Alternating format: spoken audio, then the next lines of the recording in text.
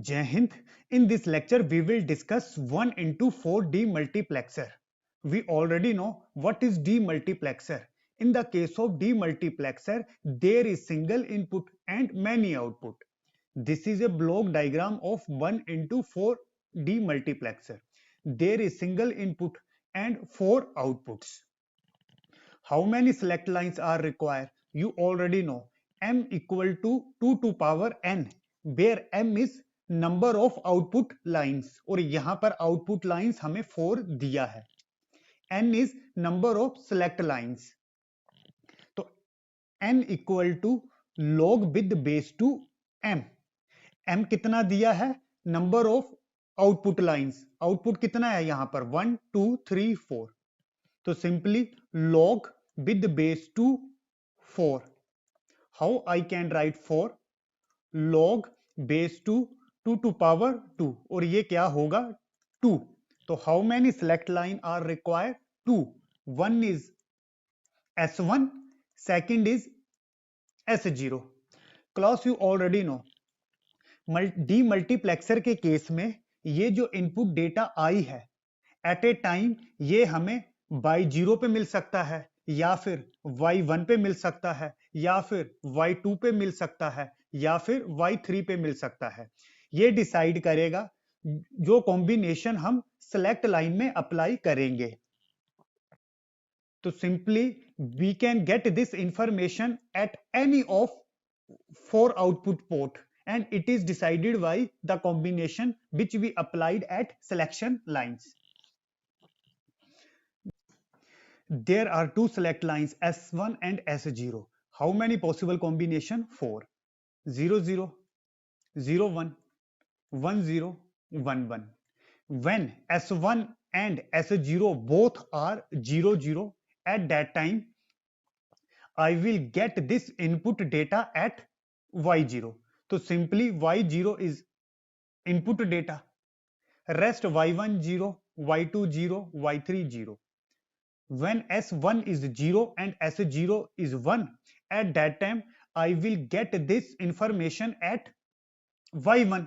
तो y1 is information, y2 is 0, y3 is 0, y0 0.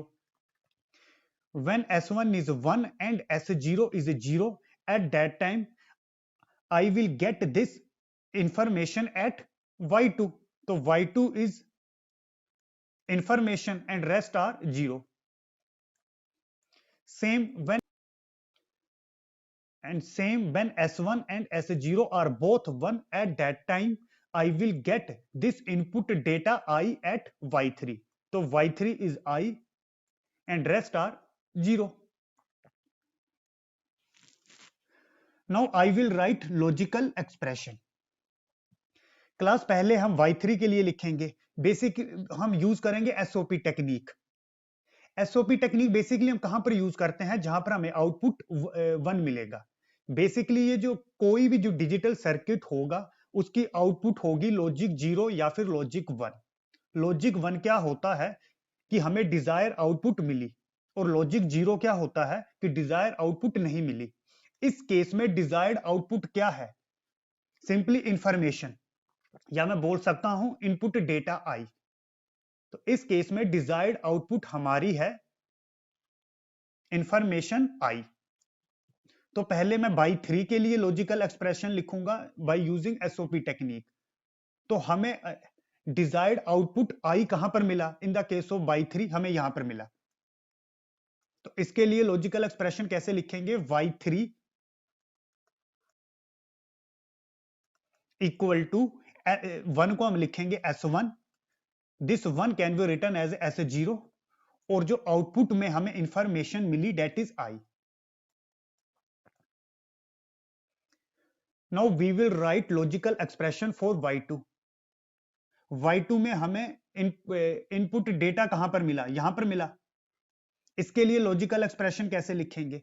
1 को y2 equal to 1 can be simply written as a s1. This 0 can be written as a s0 bar. और y2 में हमें information कहां मिली? यहां पर मिली. तो इसको कैसे लिखेंगे? i. Now we will write logical expression for y1। अब y1 में हमें इंफॉर्मेशन कहां मिली है? At this point. Corresponding min term कैसे लिखूंगा मैं? तो simply y1 0 can be written as a s1 var, this 1 can be written as a s0, and information can be written as a simply I. Same, now B will write logical expression for y0।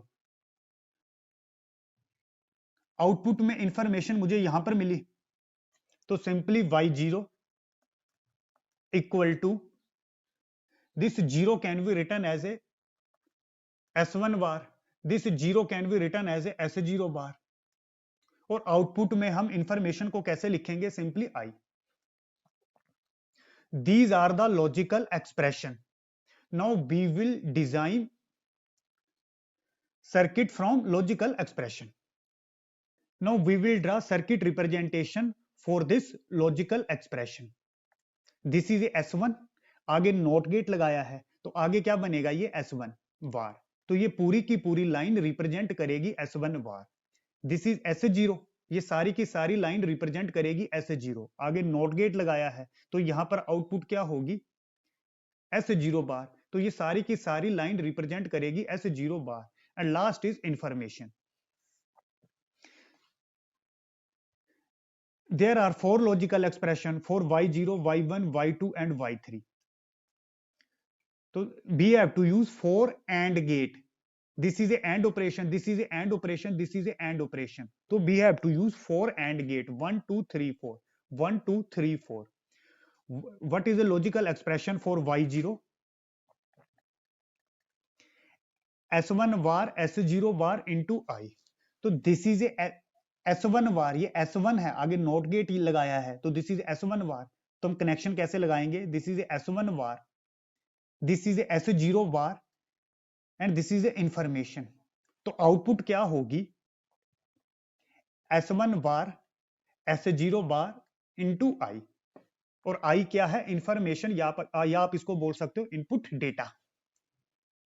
And for y1 equal to S1 bar S0 into I. तो S1 बार कहां पर है? यहां पर है S1 bar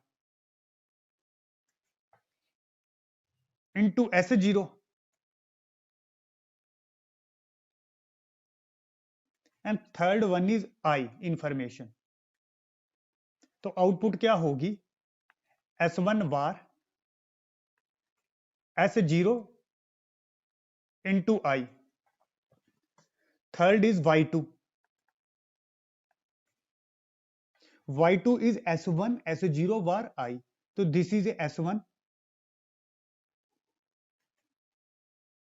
S0 bar, this is S0 bar and this is I, information. Output is S1 S0 bar into I, and last is y3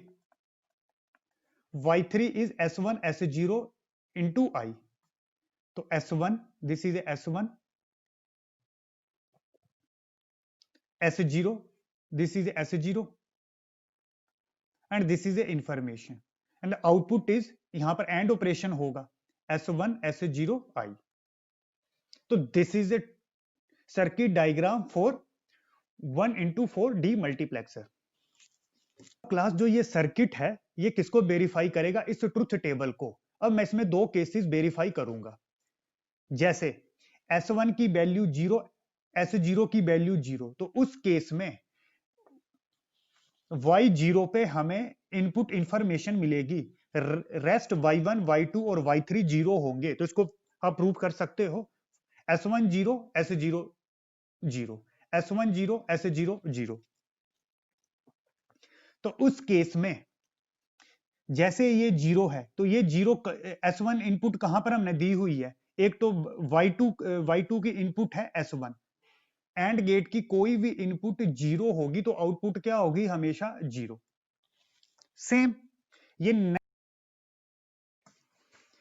अब ये next S0 की जो वैल्यू 0 है, इसको हमने इनपुट किस गेट में दिया है?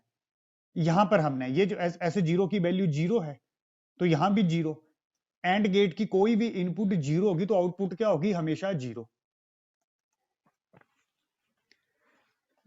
दिस इज ए y3, तो y3 में S1 की वैल्यू जीरो है तो S1 की वैल्यू जीरो y3 में हमने अप्लाई किया है।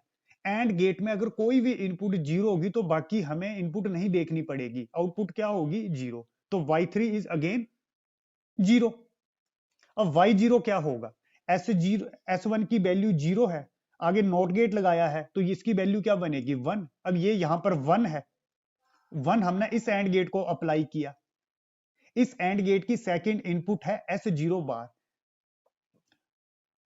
S0 की वैल्यू जीरो है तो S0 बार की वैल्यू होगी वन। अब ये वन इस एंड गेट में अप्लाई किया होगा। थर्ड इस एंड गेट की इनपुट है इंफॉर्मेशन, तो आउटपुट क्या होगा, एंड ऑपरेशन किसके बीच में, वन वन एंड आई के बीच में, तो आउटपुट क्या मिलेगी, इंफॉर्मेशन। तो आप देख सकते हो जैसे ही S1 की वैल्यू जीरो, S0 की value zero, y3 zero, y2 zero, y1 zero, और आउटपुट में हमें क्या मिला, y0 में हमें क्या मिला, सिंपली इंफॉर्मेशन। y0 में क्या मिला, इंफॉर्मेशन। नेक्स्ट है, अगर S1 की वैल्यू वन और S0 की वैल्यू वन, उस केस में y3 में हमें इंफॉर्मेशन मिलेगी, रेस्ट केसेस में जीरो। अब हम इसको भी प्रूफ करते हैं।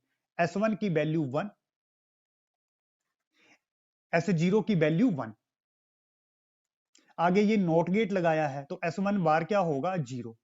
सेम यहां पर S0 वन है, आगे नॉट गेट लगाया है तो S0 बार क्या होगा, जीरो।